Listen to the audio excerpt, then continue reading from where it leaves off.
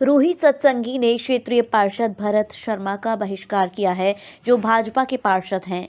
रूही सत्संगी राधा स्वामी सत्संग दयालबाग आश्रम में हो रहे भ्रष्टाचार के खिलाफ लंबे समय से विरोध कर रही हैं।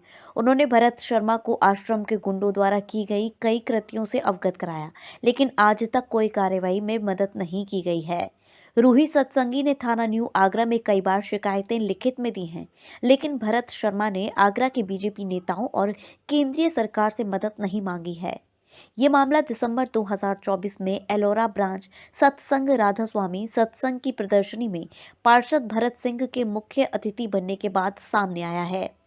रूही सत्संगी ने भरत शर्मा के चुनाव प्रचार में 3000 कैलेंडर बांटे थे और उनके जीतने के लिए बहुत मेहनत भी की थी, लेकिन अब वे उनका बहिष्कार कर रही हैं, जो भाजपा की महिला सशक्तिकरण की नीतियों के विपरीत है।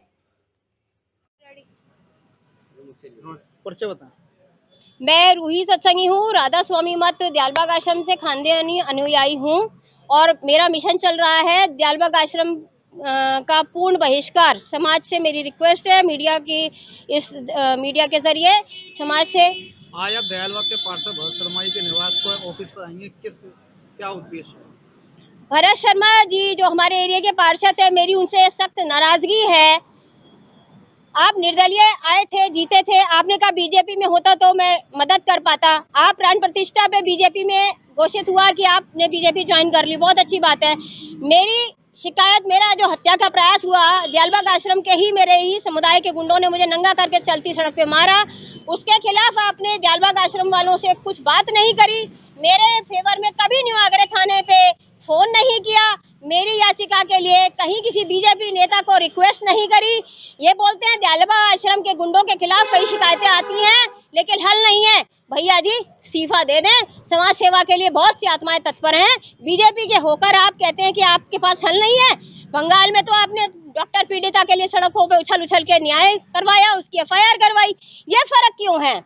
मैं भरत शर्मा जी से इसलिए बहुत नाराज हूँ कि मैंने चुनाव प्रचार के लिए यहाँ पर उनकी बहुत सहायता करी, 3000 कैलेंडर भी बंटवाए। कोई बात नहीं, मेरा फर्ज था, कोई भी पार्टी हो, मैं जनता की सेवा में हमेशा तत्पर हूँ। लेकिन इन्होंने मेरी मदद में न्यू आगरा थाना तक 2 साल में एक बार फोन नहीं किया और कहते हैं हल नहीं है। और ऐसे समुदाय के साथ जो 2023 सितंबर में शासन प्रशासन के अधिकारियों का हाथ पैर मुंह तोड़ते हो, फोर्स को फोड़ते हो, खून खराबा करते हो फोर्स के साथ, ADM साहब के साथ, आप ऐसे समुदाय में के साथ 2024 के दिसंबर में उनकी प्रदर्शनी में मुख्य अतिथि बनते हैं। सुना तो यह था कि चुनाव में डीलिंग हुई है।